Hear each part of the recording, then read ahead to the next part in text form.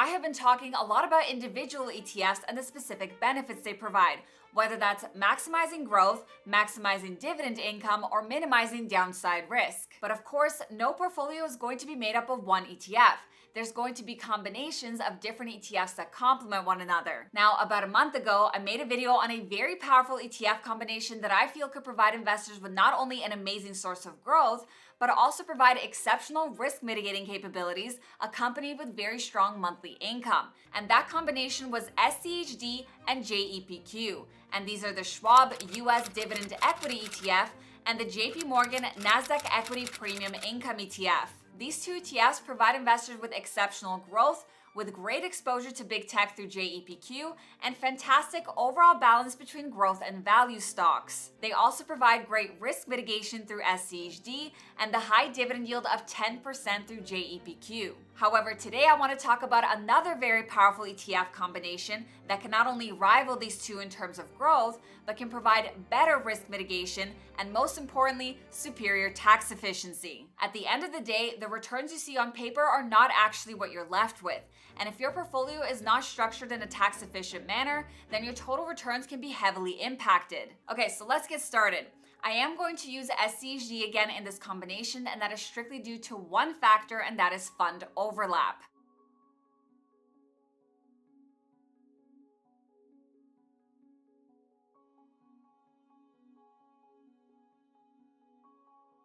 I wanted to focus on the growth and value combination here, and after doing a lot of digging, I found that SCHD is one of the only dividend ETFs that had the lowest overlap with other growth-focused ETFs. You see, SCHD, which is one of the most popular passive ETFs, limits its exposure to tech companies and growth stocks because it screens for the highest dividend yield. So naturally, this excludes majority of the big tech stocks like Apple, Microsoft, Nvidia, Google, etc. Now, this is usually seen as unfavorable, but at a time where big tech valuations are sky high and are highly sensitive, minimizing tech overlap in ETF portfolios is very important. And I said this before, but the rule of thumb is to keep the overlap below 30%.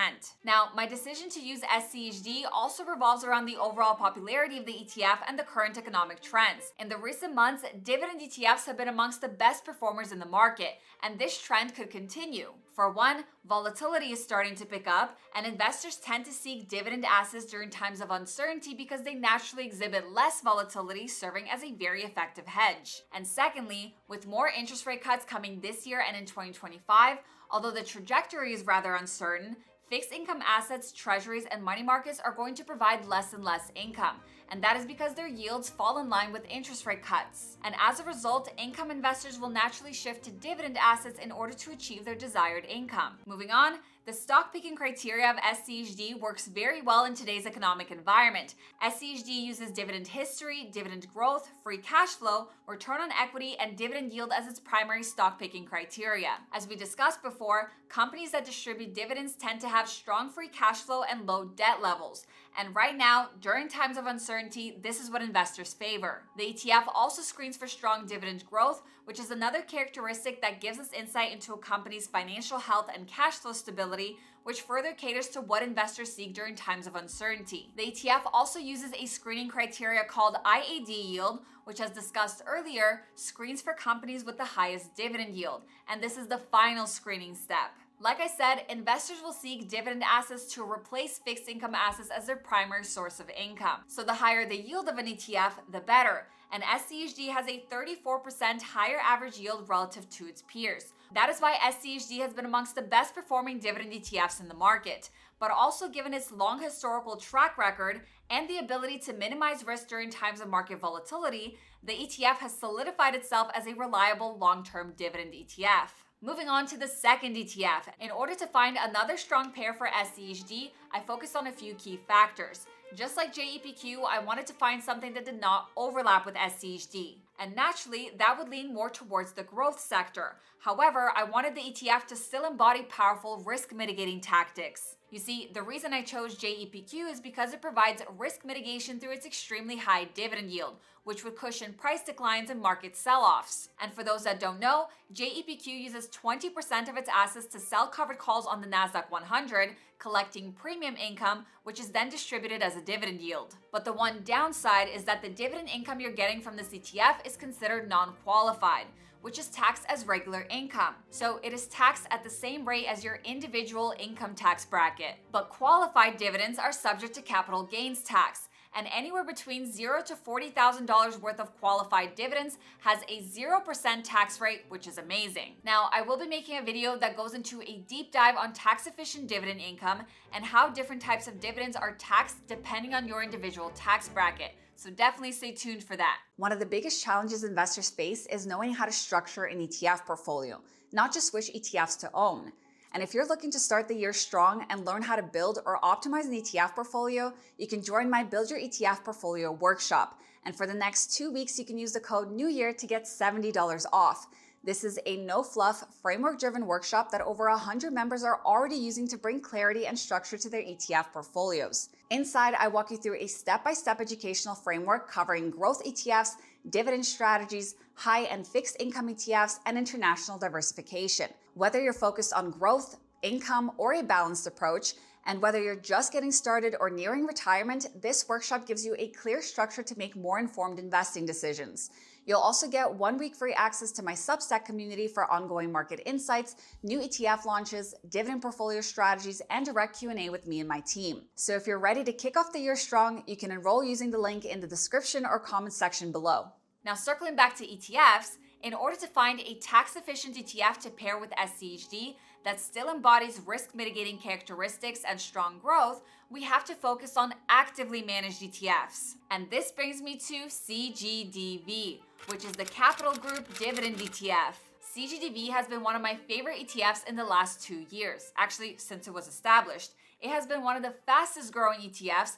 The rate of growth of CGDV is absolutely insane, which is always a good sign. I have been keeping a very close eye on this ETF because not only does it provide exceptional growth that surpasses the S&P 500, but it is also able to provide superior risk mitigation because it is actively managed. When you look at the performance of CGDV side by side with the S&P 500 and JEPQ, since inception, you could see that it has heavily outperformed, but the most impressive aspect of this ETF's performance is the fact that it is able to do this without heavy exposure to big tech. That is the key, but it is still relatively well balanced.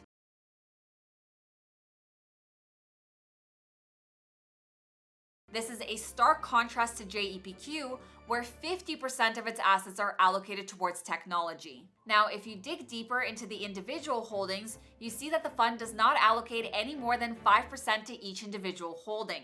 This means that it is not market cap weighted like JEPQ. Now, again, I want you to keep in mind that this isn't just about maximizing growth. It's more so about providing exceptional growth and strong risk mitigation at the same time, but doing so without the need of dividend income that is heavily taxed. When you look at the bear market of 2022, CGDV provided superior returns compared to the S&P 500 and JEPQ, losing only 4% as opposed to 9.7% for the S&P 500 and 12.89% for JEPQ. When you look at a portfolio of a 50-50 split between SCHD and JEPQ compared to a 50-50 split between SCHD and CGDV, you see much better downside risk mitigation in 2022 using CGDV. Now, in 2023, JEPQ did manage to outperform CGDV, and that is strictly because the AI momentum was on another level. But moving into 2025, we're noticing a lot more cracks within the AI momentum that leave some of these big name tech stocks rather vulnerable. So we definitely need to keep a close eye on that. Now, this isn't to say that we should completely forget about these stocks because the AI trend can still continue,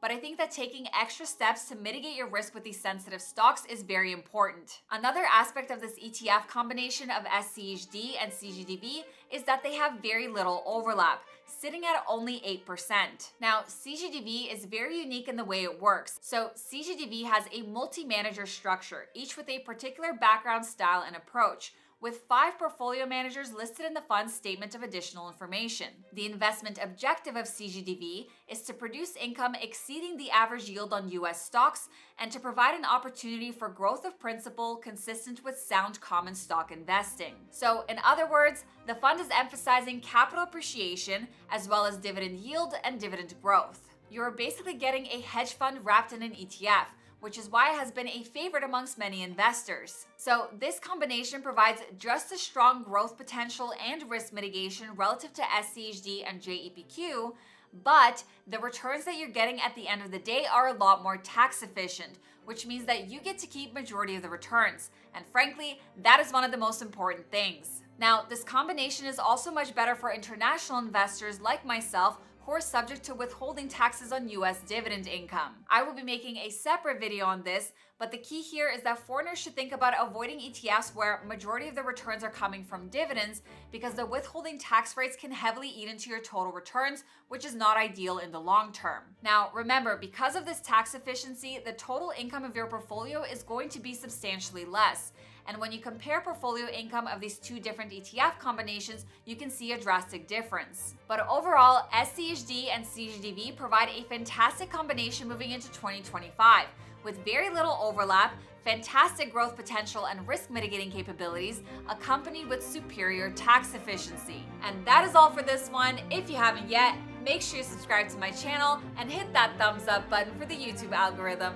Thank you guys so much for watching, and I will see you in my next one. Bye!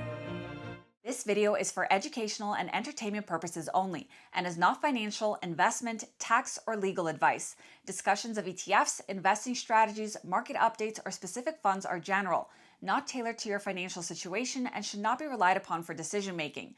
Investing involves significant risks, including total loss of principal, and past performance does not guarantee future results. I am not a registered financial advisor. My content reflects personal research and publicly available information. I may earn affiliate commissions from mentioned products or links disclosed per FTC guidelines, but these do not influence my opinions. Always consult a licensed financial professional and verify information independently. By watching this, you agree I am not liable for any losses or consequences from your actions. International viewers should consult local regulations.